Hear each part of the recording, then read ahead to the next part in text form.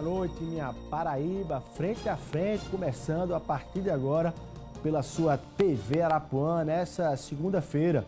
E neste dia seguinte ao domingo das eleições 2024, frente a frente traz como convidado o governador da Paraíba, João Azevedo, que viu ontem o seu partido, o PSB, eleger 69 prefeitos, o partido que mais elegeu prefeitos aqui no estado da Paraíba, e ainda ver o partido disputando, levando a disputa pela prefeitura de Campina Grande para o segundo turno.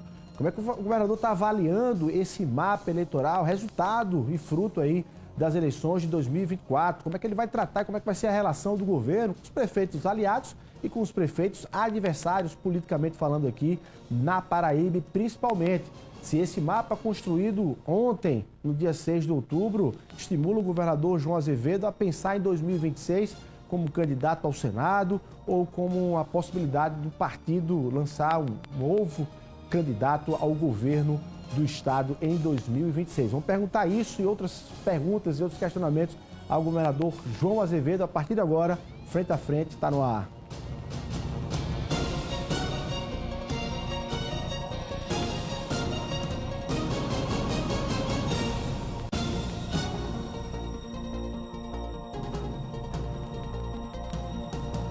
Governador João Azevedo, muito boa noite, obrigado pela sua presença aqui no Frente a Frente, no dia seguinte, esse dia tão movimentado que foi ontem, o domingo das eleições. Boa noite.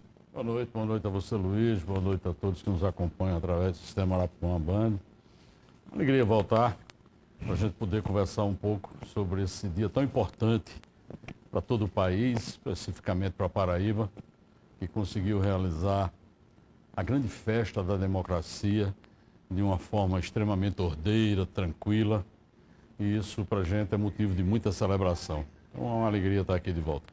Bom, muitas perguntas específicas, governador, naturalmente, mas em linhas gerais, como é que o senhor avalia o resultado para e dentro da sua visão de projeto político, inclusive, e administrativo também, mas como é que o senhor avalia o resultado em linhas gerais das eleições ontem aqui na Paraíba?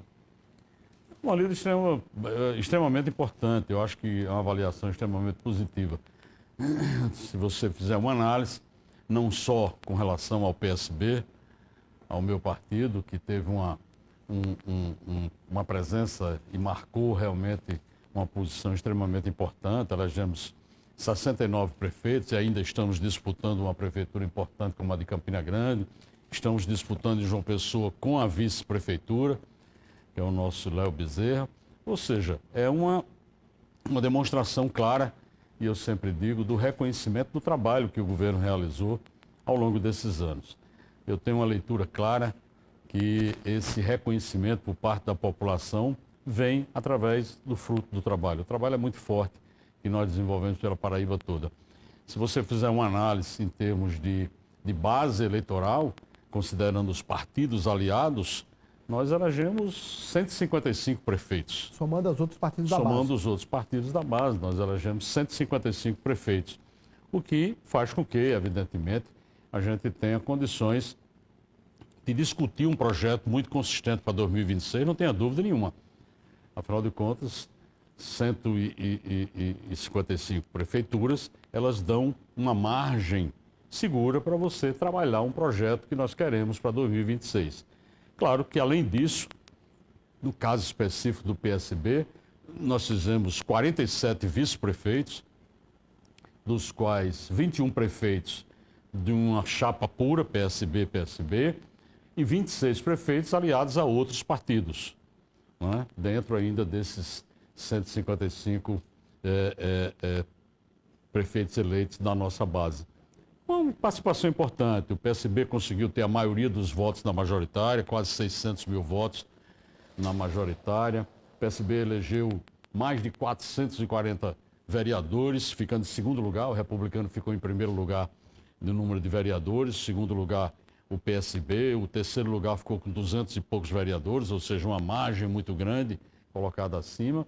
Enfim, os números que, como resultado desse processo da eleição, são muito importantes. E eu sempre reputo isso e levo isso e acredito isso ao trabalho que nós conseguimos realizar de uma forma muito muito concisa, muito unida com esses partidos todos que formam a base do governo.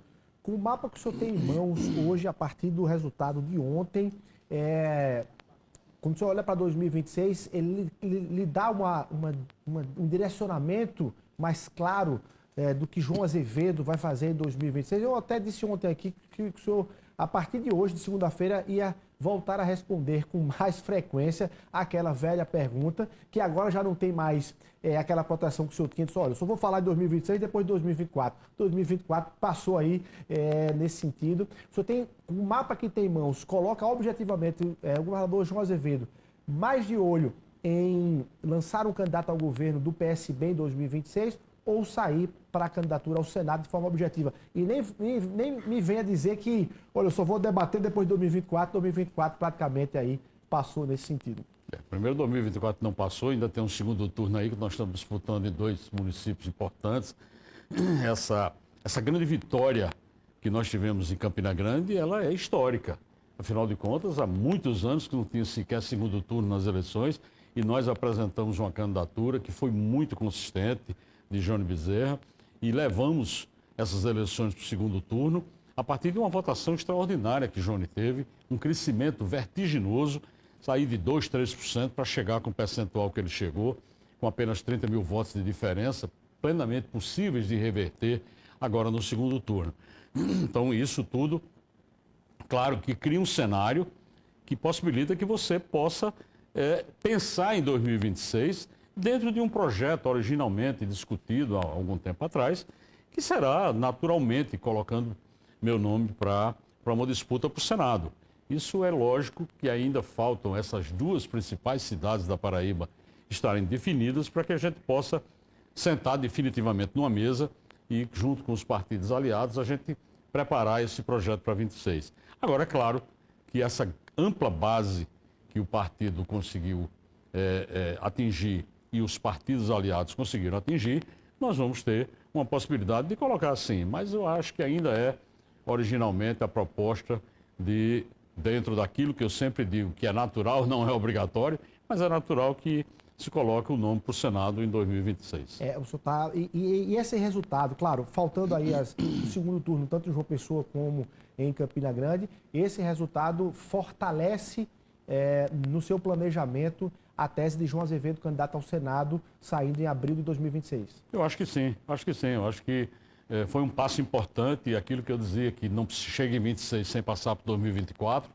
Ainda não fechamos o pleito de 24, mas os indicativos, porque além de todos esses prefeitos, nós temos, claro, relação com diversas outras representatividades políticas que muitas vezes não venceram a eleição, mas você tem um partido consolidado e com lideranças que disputaram realmente em alguns municípios e se consolidaram como lideranças, independente de você fazer ou não o prefeito, mas tem uma força política que representa esse nosso projeto em muito mais municípios, evidentemente. Então, isso estabelece agora um rito diferente, mas eu ainda mantenho o foco na gestão, é claro. Nós estamos muito longe ainda do final do mandato e eu não vou antecipar o final do mandato por nenhum projeto. O final do mandato ele vai acontecer no seu devido tempo, as ações, as obras, as políticas públicas, nós vamos continuar implantando no mesmo ritmo que nós tivemos e mantivemos até agora. E, logicamente, que a discussão e as propostas e projetos políticos caminharão paralelamente a essa gestão administrativa que não vai perder o foco de forma nenhuma. O senhor fez aí rapidamente um registro já sobre Campina Grande, mas eu lhe perguntando mais aprofundadamente sobre Campina, como o senhor avaliou aquele resultado ali? Até de forma muito clara, durante a campanha no primeiro turno, o prefeito Bruno Cunha Lima, candidato à reeleição, falava como Johnny Bezerra, como candidato do governo, como se fosse uma maldição ele ser um candidato do governo do estado lá em Campina Grande. Como é que o senhor vê essa narrativa e esse discurso? Na verdade, durante algum tempo, alguns segmentos em Campina, eles tentaram criar uma imagem de que o governador que não fosse de Campina Grande não fazia nada por Campina Grande. E graças a Deus isso nós conseguimos acabar, em função exatamente de uma forte presença do governo em Campina Grande. O cidadão de Campina Grande ele passa hoje rodando a cidade, ele passa no Arco Metropolitano e vê que foi o Estado que fez. Ele passa na frente do Centro de Convenções e vê o Centro de Convenções, uma obra extraordinária, que nós vamos, inclusive, quinta-feira estar lá, visitando mais uma vez e fazendo um evento que a gente faz todo ano, na véspera do aniversário da cidade, entrega obras e anuncia novas obras para Campina. E nós vamos fazer já dentro do Centro de Convenções para que as pessoas possam começar a conhecer aqueles equipamentos extraordinários. Passa na frente da construção do maior hospital da mulher que nós estamos fazendo na Paraíba. Está lá. A estrutura que nós montamos na saúde, já realizamos mais de 37 mil cirurgias em Campina Grande, no Opera Paraíba. Ou seja, o governo se fez presente durante esses últimos anos. E essa presença do governo em Campina Grande é que faz com que, claro, ser candidato apoiado pelo governo não significa nenhuma maldição e está comprovado isso. Absolutamente comprovado. O resultado dessa eleição em Campina do primeiro turno é uma mensagem em relação a isso? É uma mensagem de aprovação do governo, em parte, ali em Campina Grande? Eu não tenho dúvida. Gestão pública hoje está diretamente associada a uma coisa chamada entrega. Se não houver entrega, não tem aprovação. A Prefeitura de Campina Grande não entregou aquilo que prometeu ao longo dos 4 anos. Deixou muita coisa a desejar na saúde, na educação, no cuidado com as pessoas, no cuidado com a cidade. E quando você vê um governo municipal que não entregou o que tinha que entregar e um governo estadual que está entregando, independente de ser aliado do prefeito, é claro que essa foi a resposta que foi dada. Eu sempre digo que isso não se trata de liderança, não se trata de nome, não se trata de pessoas. Se trata da força do trabalho.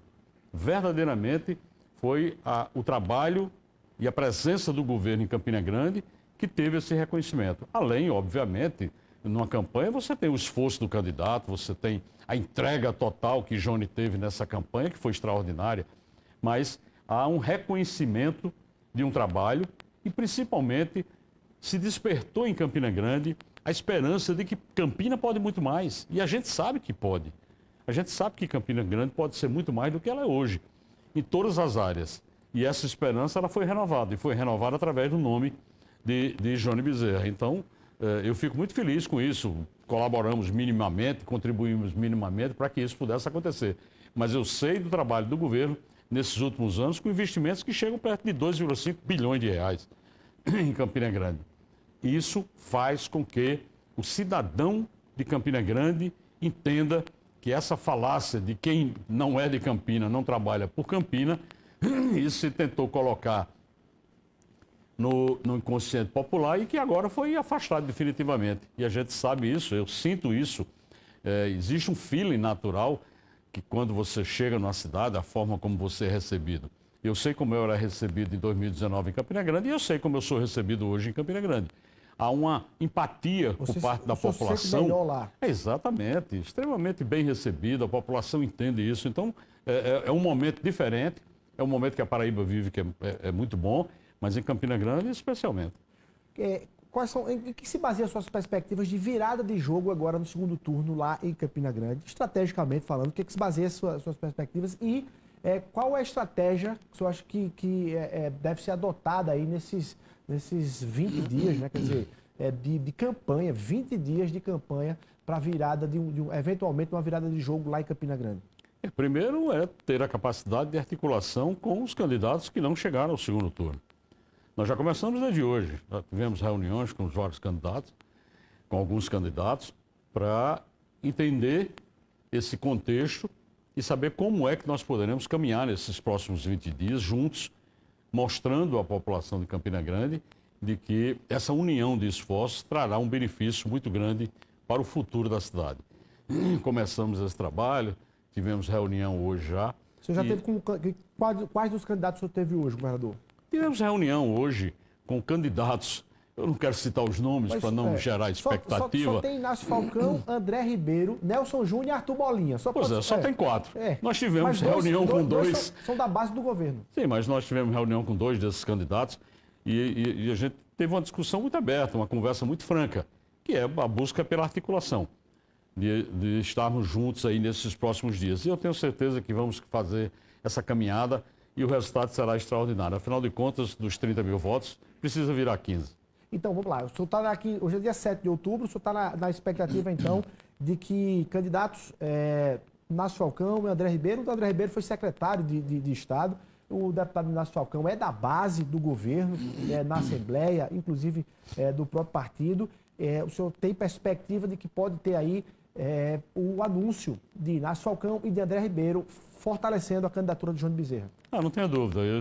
Essa é a tendência, até porque há uma identificação de propostas, de partidos, de conceitos daquilo que entende ser a melhor política para Campina Grande e para a sociedade de uma forma geral, e essa identidade levará a uma aliança. Eu não tenho dúvida nenhuma, e nós estamos trabalhando, acho que a partir de amanhã as coisas começam a serão apresentadas à população em Campina Grande. Ficou algum arranhão, governador, com o deputado Inácio Falcão, que ele estava ali com o PT, ele tinha fechado com o PT chegou a anunciar apoio a Jônia, ele teve que ir para Brasília para trazer o PT de volta. Ficou algum arranhão? O senhor já foi aparando essas arestas aí?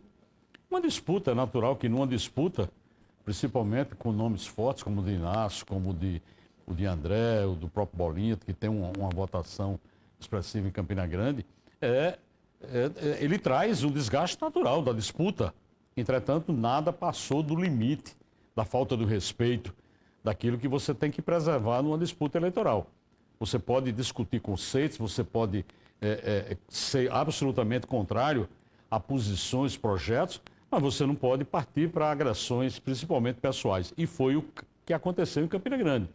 Houve uma relação de respeito muito grande entre os candidatos de oposição e isso facilita, logicamente, o entendimento para um segundo turno. O senhor tem agenda para cumprir o segundo turno em Campinas? O senhor vai mais, já que o senhor tem aí 223 municípios para acompanhar, escolher e selecionar, e agora tem só Campina e João Pessoa. É possível a presença do governador João Azevedo mais em Campina Grande ou, estrategicamente, o senhor não vai, enfim, cumprir essa agenda? Não, nós temos uma agenda normal, existe uma agenda minha que é normal ir a Campina Grande, até pelo volume de obras e coisas que a gente tem lá, mas também é possível que nesse período agora a gente aumente essa frequência até para poder dar um suporte melhor à Jônia, que está num momento importante da campanha.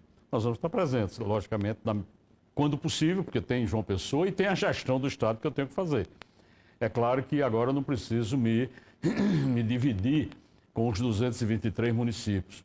Não é fácil, assim, a quantidade de prefeitos aliados, graças a Deus, é muito grande. Nós tivemos que gravar quase que 180 vídeos de apoio aí aos prefeitos, participar de diversos eventos. Tudo isso leva tempo e a agenda fica muito cheia. Agora nós vamos ter João Pessoa e Campina Grande para balancear, mas mesmo assim temos uma agenda administrativa muito forte, até fora do estado, durante esse mês de outubro. Governador, eu quero ir para João Pessoa, porque também está indo para o segundo turno e tem algumas pontas para serem amarradas aí, ou alguns nós para serem desatados em João Pessoa. Mas antes, queria fazer um passeio em algumas cidades do estado. O senhor avalia alguns erros e acertos da relação do PSB, dos apoios que o PSB fez e de candidaturas que lançou nessa eleição em alguns municípios? Você é específico em algumas cidades, inclusive. E também, o senhor acha que está na hora de começar agora a reconstruir algumas relações que ficaram ali arranhadas, como Cajazeiras, por exemplo, a partir ali do deputado Júnior Araújo, do PSB, venceu a candidata dele contra a candidatura do PSB. Erros e acertos, o apoio que o partido deu a Nilvan Ferreira em Santa Rita, contra uma candidatura de um partido que também é da base do governo. O senhor vai conseguir corrigir esses arranhões que ficaram na campanha e erros e acertos que o senhor aponta do PSB nessas eleições? Primeiro, é muito importante entender que quando se tem uma base que ela é muito grande, que você conta com muitos partidos, ela não teria, e isso já era uma leitura que se fazia, ela não teria uma uniformidade de procedimentos em todos os municípios. Isso era mais do que natural. Em vários municípios nós teríamos uma disputa interna, como nós tivemos com o republicano, como nós tivemos com o progressista, como nós tivemos com diversos partidos da base em alguns municípios. É claro que algumas campanhas, elas atingiram um nível de disputa que gera uma dificuldade aqui, maior ou menor, do que em outros municípios. Cajazeiras foi uma delas. Cajazeiras foi uma delas. Como é que você vai corrigir Cajazeiras nessa relação? Nós vamos sentar com o progressista, o deputado Aguinaldo Ribeiro, nós vamos sentar e encontrar o caminho. A questão da convivência local, ela é muito mais difícil do que a convivência a nível estadual. A discussão a nível do estado, ela é completamente diferente do nível local. Às vezes as disputas locais, elas chegam a extremos que ficam praticamente impossíveis de retornarem. Mas em nenhum caso desse, eu acredito que cheguemos a esse ponto. Existe acirramento grandes, como foi São Bento, em que nós vencemos as eleições lá, e é um acirramento gigante dentro daquela cidade, mas da base, com os dois partidos da base disputando, mas a gente sabe, evidentemente, que isso é possível tentar se conciliar. Eu não estou dizendo aqui que nós vamos resolver todos os problemas, que não ficarão algumas marcas aí para serem saradas durante algum tempo, mas nós vamos tentar e esse é o nosso papel. Afinal de contas, esses partidos que formam a base do governo têm um projeto para 26 e precisam entender isso. Se não entenderem, aí sim gerará um problema para 26.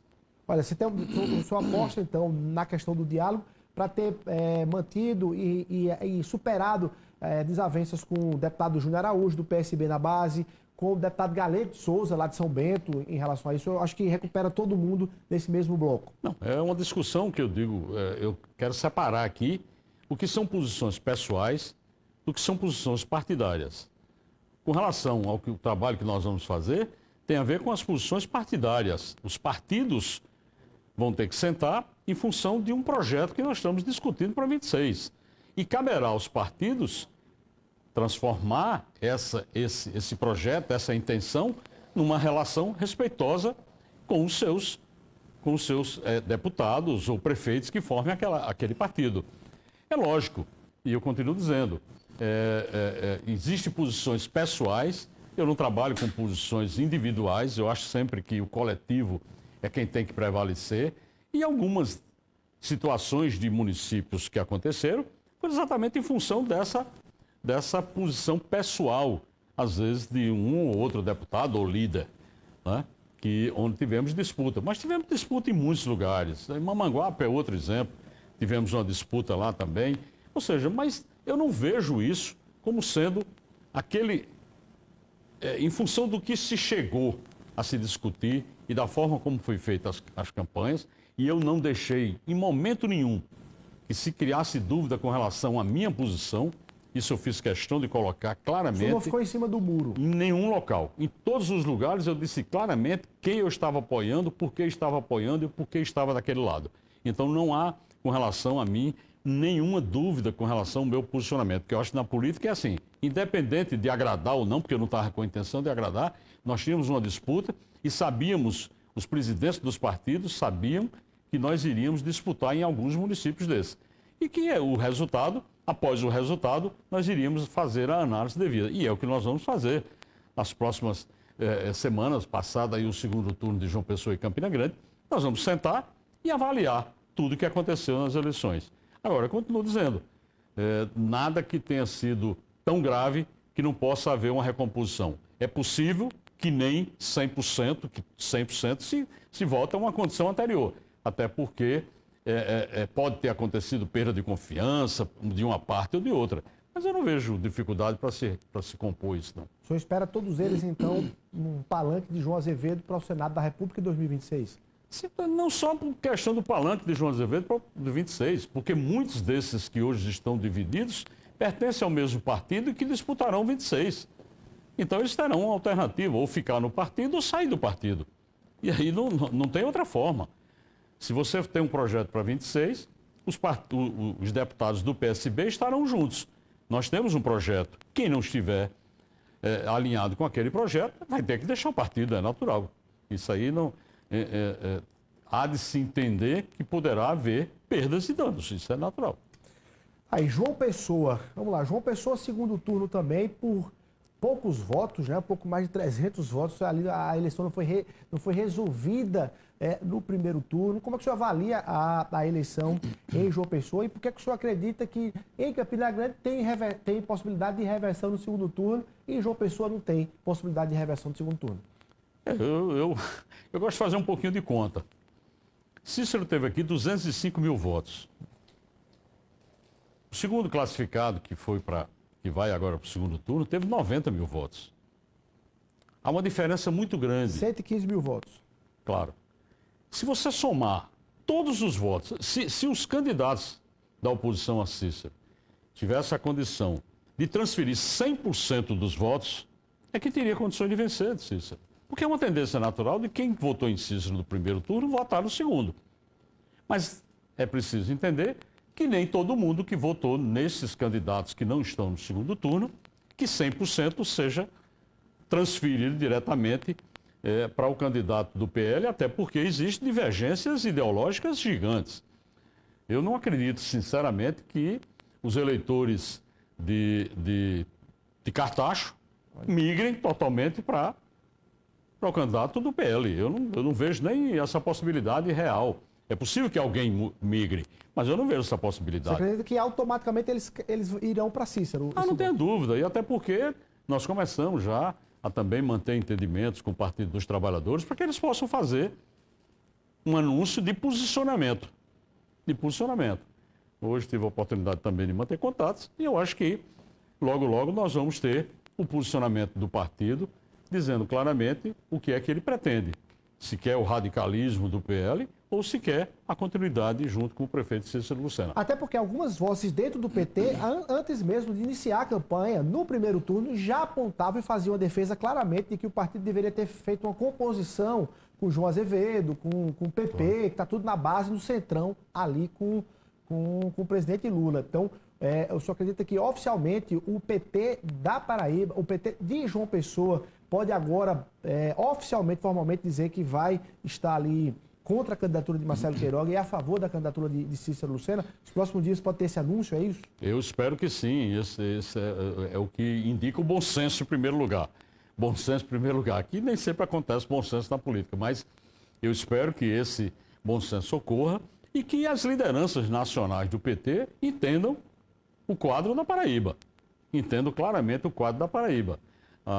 O que foi demonstrado pela força da candidatura de Cícero Lucena, em parceria com o PSB, que é o partido do vice-presidente da República, que está na chapa, e que eu acredito realmente que o PT vai fazer esse anúncio, não vai se colocar em cima do muro em primeiro lugar, ele vai se posicionar e a defesa será em nome, eu não tenho dúvida nenhuma, na direção do apoio a Cícero Lucena. Até porque o outro lado é exatamente tudo que o Partido dos Trabalhadores combate. Então, questão de coerência. Vereador, a gente está falando do PT como partido, como instituição e tudo, mas se eu perguntar objetivamente, e Luciano Cartacho, que é deputado inclusive e era da sua base, né? E Luciano Cartacho, o senhor também espera essa mesma posição dele nesse segundo turno de João Pessoa? Eu acredito que sim, E nós estamos a 24 horas do resultado da eleição. Imaginar que as pessoas hoje já têm uma disposição de se colocar de uma forma extremamente aberta é querer muito. Está curando ferida. Querer muito. Lógico, não existe ainda uma ardência. Claro, existe aí uma necessidade de você, de certa forma, entender o processo, ver o que foi que aconteceu no processo. Mas quando você passa esse momento, a realidade se impõe, não tem jeito, a realidade se impõe. Partido dos Trabalhadores tem uma história associada exatamente a combater essa extrema-direita, a combater esse extremismo que chegou no país e prejudicou tanto esse país. Então, eu não tenho dúvida nenhuma que será uma tendência natural da federação votar em Cícero Lucena. Essa sua fala cabe também para o ex-governador Ricardo Coutinho? Eu acho que sim. Cabe para todos que querem, evidentemente, não querem que a cidade de João Pessoa retroceda a ponto de ter um candidato de extrema-direita governando a cidade.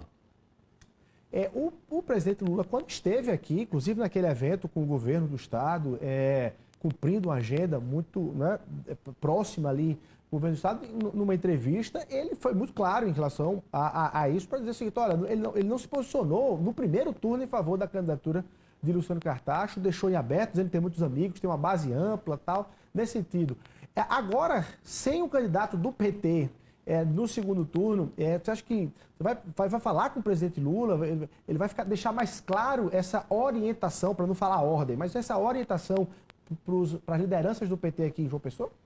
Eu não sei se virá diretamente do presidente ou se é da presidente do partido, Gleisi Hoffmann, até porque o presidente ele não se envolveu diretamente na campanha no primeiro turno e não deverá se envolver no segundo turno.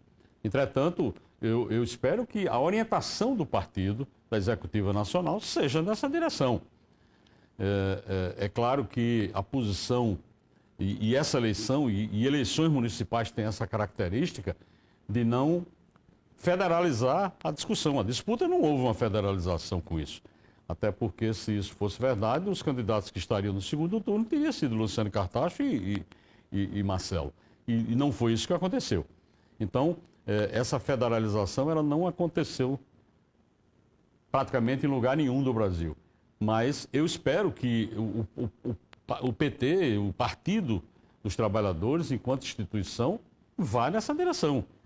Não necessariamente o presidente da República, via público, eu acho que ele não vai precisar disso, até porque ele fez muito pouco, inclusive no primeiro turno, ele participou e ele disse em entrevista aqui na Paraíba de que não iria participar tão fortemente nas campanhas eleitorais municipais. Mas o senhor vai conduzir isso aqui em João Pessoa, ou seja, João Azevedo, por exemplo, vai ele próprio fazer essa articulação junto a Luciano Cartacho, por exemplo, o senhor como figura de proa do PSB, vai fazer esse contato inicial com o Luciano Cartacho para que ele entenda essa compreensão, ou o senhor vai deixar aí que o partido conduza isso?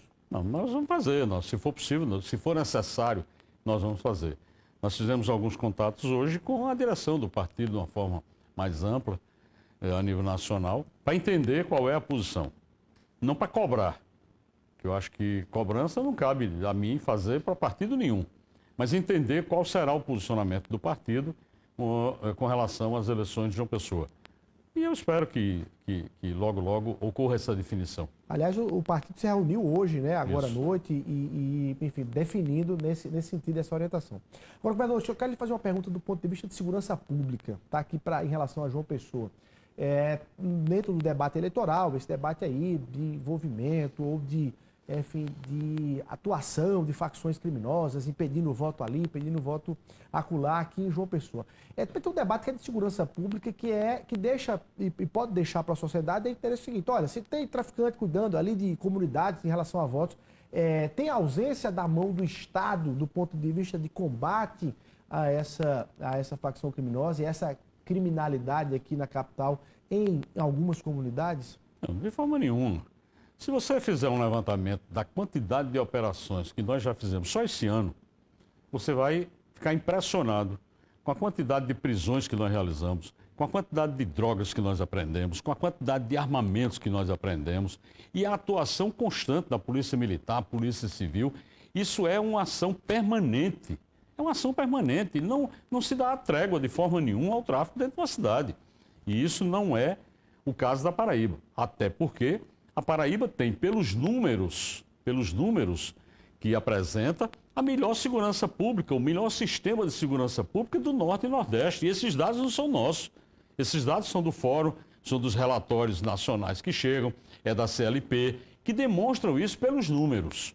Além disso, nós implantamos na Paraíba um sistema com tecnologia, com os Centros Integrados de Monitoramento e Controle, que permitiu que nessas eleições, pela primeira vez na história da Paraíba, se fizesse uma eleição acompanhada permanentemente durante todo o dia com as ligações, com todas as sessões eleitorais do Estado em tempo real. Em tempo real. Nós conseguimos interligar praticamente 2.000 câmeras fazendo esse acompanhamento. Nós interligamos com os drones do Exército que colocou à disposição. Nós conectamos com todo o sistema das câmeras da Polícia Rodoviária Federal. Tivemos condição de ter os 3 sistemas integrados. A cada ocorrência que teve no Estado, nós acompanhávamos o momento da ação do policial, o encaminhamento até a delegacia, o que estava acontecendo na delegacia e o resultado final. E tivemos a oportunidade de fazer com que esse mesmo sistema fosse replicado dentro do Tribunal Regional Eleitoral. Então, o Tribunal Regional Eleitoral acompanhou de perto essa tecnologia que foi assim, implantada de uma forma, eu diria, extremamente importante, ao limite daquilo que a gente tem de conhecimento. Poucos estados no Brasil talvez tenham condições de implantar um sistema de acompanhamento das eleições, como nós fizemos. Tive a oportunidade de conversar com a presidente do TRE, a desembargadora Agamenilde, e conversamos muito a respeito do que era possível implantar e do acompanhamento. E ela, com certeza, ela pode, melhor do que ninguém, atestar esse esforço que o governo fez. Nós colocamos toda uma estrutura, mais de 4 mil homens à disposição. E teve, claro, um acompanhamento do Estado todo com pequenos problemas que são naturais em qualquer processo. Um processo tão grande como esse, envolvendo milhares de pessoas, ele acontece e muitas vezes se faz necessário aqui e acolá uma intervenção. Mas o acompanhamento real, em tempo real, o general Alessandro, do Grupamento de Engenharia, presente lá no Centro Integrado de Comando e Controle, que eu fui para lá no domingo para acompanhar o trabalho de toda a equipe, ele ficou impressionado com tudo que estava lá à disposição. Ou seja, nós colocamos esse sistema. E esse é o mesmo sistema que serve para fazer com que a Polícia da Paraíba tenha um dos maiores índices de resolutividade de casos. Maiores índices de resolutividade. Então, a Segurança Pública da Paraíba faz o seu papel e cumpre o seu papel. Nós, inclusive, nos comprometemos diante de algum levantamento de alguns candidatos à época, junto ao Tribunal Regional Eleitoral, que qualquer candidato, se nos avisasse para onde ele quisesse ir, ele ia para qualquer lugar e entraria em qualquer comunidade, não tinha o menor problema, porque a Segurança Pública da Paraíba garantiu isso. E nós tivemos uma eleição absolutamente tranquila, absolutamente tranquila. Se você fizer uma análise, nada foi fora do padrão. Poucos casos que tiveram, algumas pessoas tentando convencer, fazer algum movimento ainda de caminhada, carreata no dia da eleição, que é proibido pela Justiça Eleitoral. Para você ter ideia, você clicava no sistema lá em cima de uma sessão, você sabia quem era o juiz responsável, você sabia quem era toda a equipe da Polícia Militar que estava à disposição daquela unidade, com celular, com contato, com tudo. Era instantâneo, eu estou dizendo, era tempo real. Isso foi um trabalho extraordinário. Eu parabenizo, inclusive, aqui ao secretário Jean, ao comandante Sérgio, a toda a estrutura da Polícia Civil, doutor André, porque realmente foi uma demonstração de extrema competência tecnológica. Governador, existe uma expectativa, a OAB realizou um processo de composição da lista sexta para que o TJ escolha uma lista tríplice para nomeação, por sua vez e de sua parte, de um novo desembargador, de uma vaga, né, para desembargador no Tribunal de Justiça da Paraíba. O senhor já tem decidido, já poderia revelar hoje, se o senhor vai seguir a regra de respeitar o mais votado lá na eleição da lista sexta, lá na OAB, que nesse caso é a mais votada, né, a advogada Ana Carla, o senhor vai seguir a regra da mais votada na lista sexta? É óbvio que o TJ ainda vai passar por uma composição de lista tríplice, mas essa lista tríplice que chegar na sua mão, independente de como ela vier, o senhor vai olhar a lista tríplice e vai ver quem dos três foi o mais votado ou mais votada na lista sexta para fazer essa indicação? Você vai respeitar isso? Não, primeiro é importante entender que a lista tríplice que chegará a mim, ela pode não ter nada a ver com a votação da OAB. Então, é impossível para mim fazer uma observação dessa, mas mesmo assim, fazer um atestado dessa. Três pessoas com votações diferenciadas. Sim, claro. Claro, mas aí eu terei que esperar. Às vezes as pessoas dizem assim, quem é o seu candidato a desembargador? Eu digo, vai estar na lista tríplice que eu receber. Eu não posso escolher fora da lista. Né? Eu torço, evidentemente, que o desejo, a vontade das entidades, elas sejam respeitadas, é natural. Eu adotei esse critério para a universidade, para a defensoria, para o Ministério Público, para todo canto. E eu espero que isso seja respeitado, mas isso não é uma obrigação do Tribunal de Justiça. O Tribunal de Justiça pode mandar uma relação dos 3 menos votados. E eu vou ter que fazer uma escolha entre os 3 menos votados. Eu torço para que não ocorra, é evidente, em respeito à categoria. Agora, eu não posso fazer nenhuma observação com relação a isso. Eu espero que chegue essa relação. São 2 indicações que eu farei com relação a uma lista tríplice que eu receberei, que é do Ministério Público Estadual, e outra lista tríplice que virá da representação da OAB. Eu espero que logo, logo chegue e que a gente resolva isso. Aliás, do o mais Ministério rápido Público possível. já é quarta-feira. Quarta-feira. Já quarta-feira. Dia 9. Ok, vamos rapidinho para o intervalo comercial, 1 minutinho só, e a gente volta aqui conversando com o governador João Azevedo aqui no Frente a Frente.